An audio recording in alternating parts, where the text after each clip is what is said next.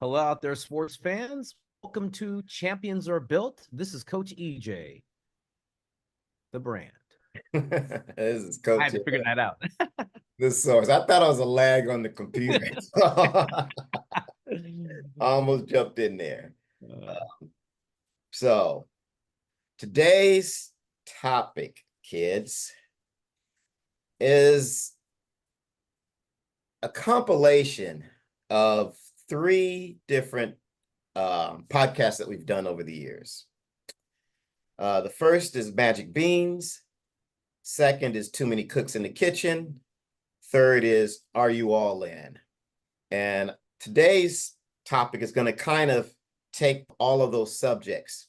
And we want to talk about how all of those three things seem to be prevalent in the, I guess, slowing down of your development, for lack of a better way of putting it. And I think a lot of athletes and parents are doing this and they just don't realize they're doing it. But as a trainer, as an instructor, we see this probably more often than not. It's almost like it's the trifecta of self-sabotage. Let's first talk about the three podcasts separately and what they mean. Magic Beans. Some of you guys obviously probably don't know that terminology. When me and EJ talk about Magic Beans is the propensity for athletes and parents to always look for this shiny object. In other words, this program, this piece of equipment, this guru to take them to the promised land. And I think it's misguided and misplaced faith in things, in most cases, things that don't actually help the athlete become disruptive to the current training programs and practices, and ends up being an exercise and a waste of money and time. And we even see this at the professional level as well. Too many cooks in the kitchen, basically what it states. If you have too many people involved in the development of your athlete, it's hard to have a cohesive path for the development of that athlete. So if you're following this guy over here, and then this guy over here, and then your coach, and then your trainer, and then, oh, well, this guy on the internet who's got 10,000 followers has, this to say, well, maybe I ought to listen to him. And that becomes a problem, because without that consistency of philosophy and thought, and to be honest with you, taking advice from people who don't even know you is a very big problem for a lot of athletes. And again, it retards the development growth that an athlete's trying to achieve. So that's too many cooks in the kitchen. Are you all in? Are you all in is really kind of twofold. One, do you really want what you're asking for? Are you willing to do all of the things that it takes to do that? So that means sacrifice. It means discipline. Are you all in terms of who you're being coached by, playing for, training with? If you haven't bought into that philosophy, then, and you've always got one foot out the door, or you always, got a side eye looking at, another woman walking by, you're never going to be fully invested. And people are always searching for secret sauces to their success. And when you don't really commit to the path that you're on, even though it may not end up being the right path, you're never going to really, one, get the benefit from that, and two, really know where you are and then how to redirect yourself. So again, all of those things I think are connected, interrelated, and I think they're really having a negative effect on a lot of these athletes. And I guess if you wanted to put all of this stuff under one umbrella, I would say it's called hedging your bets. So maybe we should call this podcast Why Athletes Are Hedging Their Bets and the Harm They're Doing to Themselves. That's a little longer, but we'll make it shorter by the time we post this. So anyway, Hedging their bets. long intro, but that's kind of where I think we're going to try and go. And we'll probably bump around, from each one, but that's the gist. Yes, yes. So take it away, EJ. What do you think? Well, that's Aaron Thigpen, the source, as we call him, because he really gives us all this great knowledge. The source, as we call him, hedging the bets, their bets, the athletes. This is what they're doing. We're in this glorification time in society now. We got the election coming up. Everything is fast and furious. This is that. Try this. Hey, what about this person did that? They didn't do that. I mean, that's just how our society is working now from top to bottom. And you have these athletes, young athletes. I mean, parents that are trying to figure out what's the best path for their kids. And the athletes seeing stuff on Instagram, TikTok, Twitter. I got to do that. That's what he's doing. And what's really the baseline? That's what I always say. What's the baseline? What's the criteria? Where's your path? Where are you going? Do you understand who you are? That's why we have magic beans, or we have too many cooks in the kitchen, or are you all in? I think the key to this, Aaron, really is, do you know who you are? Be who you are. Do you know who you are? What direction are you going? What goals do you have? What are you trying to achieve? I think you said something really interesting earlier. You said building the foundation. And building the foundation, when you have all these three things going on and you're jumping in all these three things we talk about, it hurts the process. And thus it hurts the goal that you're trying to achieve. And we have a lot of people doing this. And I like to say, if you can focus and be dedicated on the stepping stones, growing, taking one step at a time. People walk first, then they jog, then they run, then they sprint. And that is a systematic way of doing things in this industry today, which is trying to get athletes to the next level. And it takes time. And I think I see a lot of impatient people, and that hurts them in this process. So, Aaron, I'm just kind of, throwing some things out there I think are really kind of critical and key that people never think about, and we're going to go on and talk about a lot of these things. I always like to say, when I hear magic beans, Aaron, I hear bells and whistles, light, lots of lights. It reminds me of Chuck E. Cheese. You go in for the first time, you're excited about Chuck E. Cheese, got all these animals hitting things and these lights going. And I think athletes get in what I call the Chuck E. Cheese syndrome. Or seeing this stuff and they go, I have to do that.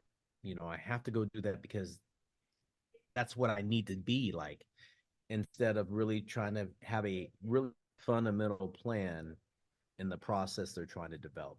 And that's development, whether it's player development, mental development. And I can go on to another subject too, and I think we'll talk about this a little bit later, but the mental development of an athlete in their capacity to understand what's really going on, because if they don't have it together in their head, how can they have it together physically?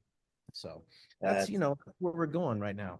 Yeah, it's so funny. I just started smiling at myself because mental development is kind of the thing that's been bouncing around my head for like the last 5 days, and I've been trying to figure out how I want to approach it on a podcast. So I'm glad you're thinking in those same lines. And once we get our thoughts together, guys, we're gonna put something out on that, because I think that's just so important. But to go back to a couple things you said, I think absolutely right. And again, I'm trying to package this stuff so that you guys can at least walk away with maybe some kind of process or some kind of framework to now start to work in. So In my attempt to do that, I want to start with just the term player development that you mentioned. And that's really what we're talking about. Okay. Forget about my goal is scholarship this or hit this championship or make this team. The overarching general goal is player development. So from that standpoint, what do you need to do? And you said it. You need to first identify who you are as an athlete. That's the one thing me and EJ always do when we work together on all the time is we call it building our model. What's our model for this athlete? So whenever we get it, we share an athlete, the guy will come over, do his intro with me, or I'll send a guy to EJ. We always call back in the first words out of our mouths. Okay, what's the model for this dude? And I think that's what you have to start with. You have to know what it's going to look like. Is this, if you use analogy of cars, is this guy going to be a sedan? Is this guy going to be a sports car? Is this guy going to be a coupe? Is he going to be a Mack truck? Whatever it is, whatever you're building, whatever you're making, whether it's food, whatever, you've got to say, well, what is this going to be? And then from there, you talked about process. And actually, let me go back to that, because first defining what you're going to be. And I think really closely related to that, or in that process, is defining yourself. And you said that. And what I mean from the standpoint of how you mentioned it is knowing who you are as an athlete. For instance, you may have a kid who's, I don't know, 6'2", 6'3", long arms, great levers. And you say, hey, you know what? I think I want to be a pitcher. Okay. Got the frame, got the, physical. You pass the beauty contest, the pass eye contest. But do you have the mental capacity and emotional capacity to play that position? Because this is what I'm seeing a lot more of now. I'm seeing athletes talking about, yeah, I want to play shortstop, or I want to do this, I want to do that. But you ain't got the mental makeup to handle that position. Right. You don't have that give me the ball mentality if you're a pitcher. You don't have that, okay, guys, I'm going to put you on my shoulders and I'm taking us through this game. Right. You don't have that, oh man, guy just made an error behind me. Okay, I guess it's on me. I got to strike these guys out because I'm not getting the bat. You know what I'm saying? There's certain qualities that complement certain positions. In football, I've never met a linebacker that didn't have a little bit of crazy in him. And it's kind of like what I see with MMA fighters too. It's like, you can't be an MMA fighter unless you got a little, there's a little screw loose going on. You can see it in their eyes, the good ones. There's a little bit of crazy. And so you've got to pick also the position that complements your emotional, attitudinal makeup. Yes. And if you don't, then you got to work on those attributes so that you can continue to be successful. So it's not just about having the physical qualities. Yeah, you can get away with that if you've been touched by God and you're that 1%, like maybe a LeBron James, where you've just got the physical attributes that are going to mask any emotional, attitudinal deficiencies. But like I always say, most of us are mere mortals. So we've got to work at that. And I think that's a very big and missing component. For instance, I've got a kid comes in, he plays football, he wants to be a quarterback, but his ability to follow directions, cross the T's and dot the I's is kind of questionable.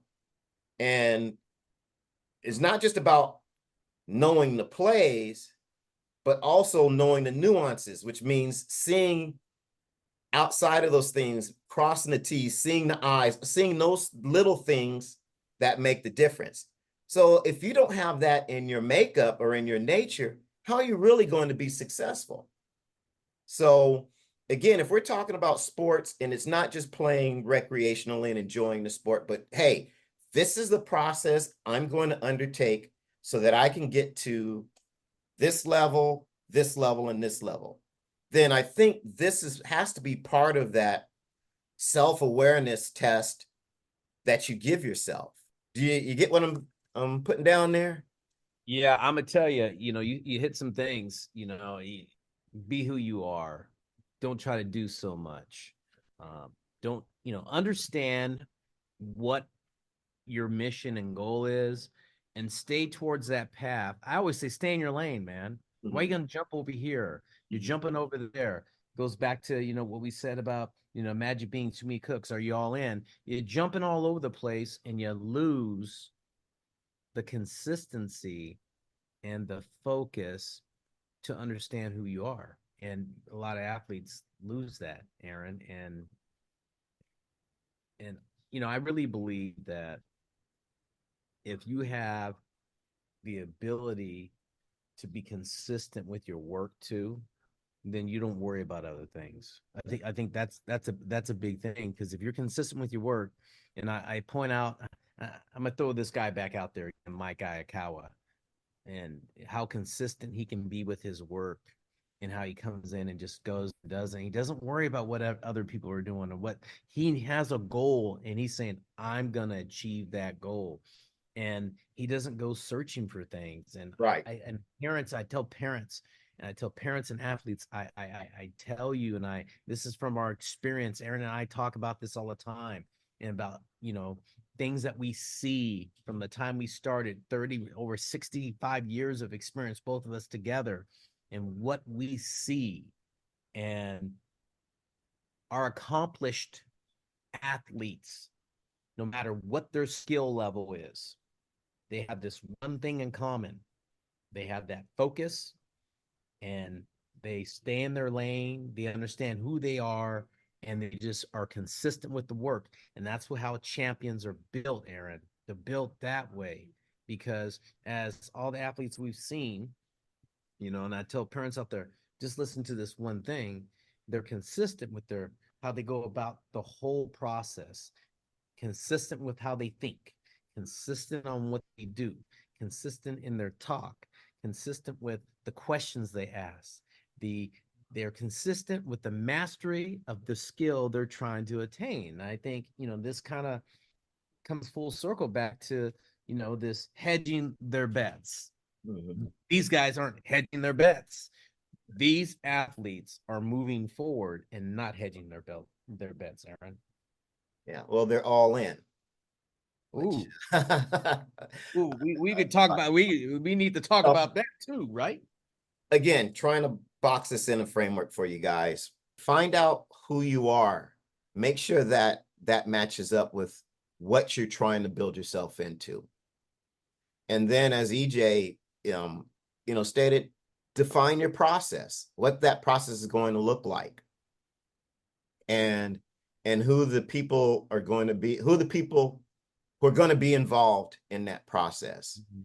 And I'd say more importantly, when you're doing that, and this may help you guys, because I think a lot of it has to do with expectations and time. I think that's why people hedge their bets, Gotcha. because they're worried about, if they're, one, have enough time, two, how long does it take?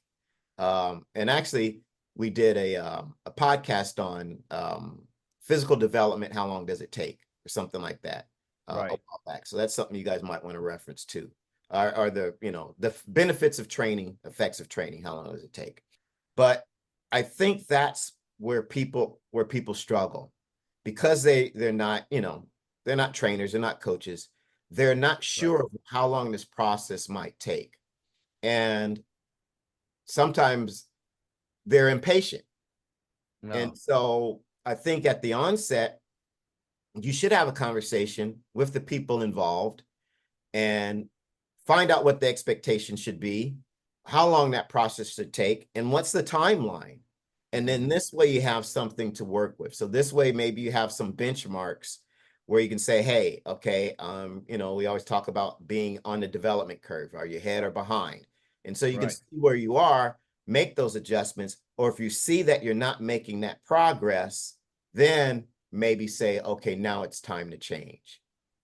But Mhm. kind of like the athletes and parents are hedging their bets, and it's kind of like, use a cooking analogy. There's all these chefs in the kitchen, so too many cooks in the kitchen, and they all agree that, hey, we're gonna cook some chili. Okay, we're gonna make some chili, and so you get all the basic ingredients in there, and then chef one comes by, he tastes it. I think this needs a little more salt. So he puts salt in it. Chef two comes by. I think this is too salty. I think I need to sweeten it up. He puts something in it.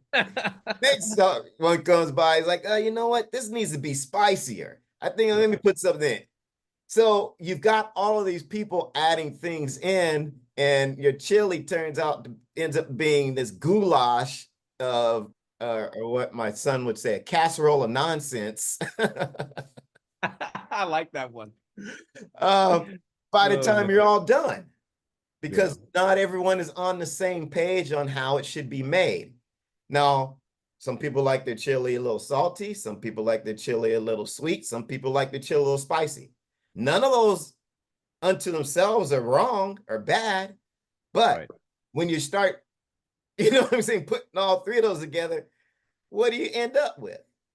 You end up with a bowl of nonsense. And I see that with these athletes now. Okay, I'm doing this program, but whoa, that was a great YouTube video. Let me add this exercise into my routine. Whoa, that was a great video. I think I'm gonna approach my ground balls like this now. You know, and you end up screwing up your base recipe. And I think that's where the discipline needs to come in on the parents and athletes' part. And I'm not saying that those outside things aren't wrong. I'm not saying they're right. But there's a thing that I always go back to when I'm training athletes and information is context. Some guy across the country or some gal or some, coach doesn't know you. So they're speaking in generalities. They don't know your training history. They don't know your playing history. They don't know you as an athlete. Right. So it's kind of like saying, going to a doctor way across the country or outside the country and say, well, hey, my stomach hurts. And he gives you a medicine, but he doesn't know that you have some kind of allergies to the medicine. If that analogy maybe hits home with you. So you got to be careful. And it's not to, like I said, bash the information that's out there. I'm just saying things have to be received and applied in the right context. So I think that's something that when you're putting this framework together of how you're going to move forward and develop your athlete, that you have to keep in mind. You've got to give yourself a period of time where it's like, no, I'm not going to let anything else into my pot, and I'm just going to eat the dish. I'm gonna let that dish cook, and when it's ready, I'm going to eat it and see if I like it. If you don't like it, then okay, let's make another pot. Yes. Or let's now make our adjustments. But I don't think people give things enough time. And one thing I can say about making chili is it always tastes better the second day. Absolutely. Well said there, Aaron. I like where we're going, or where we're ending. Magic beans, there's no quick fix. There's no quick fix in the process, man. Too many cooks in the kitchen, one cook. Are you all in? You said it earlier: dedication, sacrifice, discipline, consistency. Are you willing to do that? You framed it very well today. And I like what we've discussed in this subject today. Athletes, hedge your bet the right way. That's it. Aaron. We gave you the secret sauce. That's the sauce, man. That's the sauce. Hey, this is Coach EJ, the brand from Champions Are Built. And this is Coach Aaron, the source, or the sauce. The sauce. All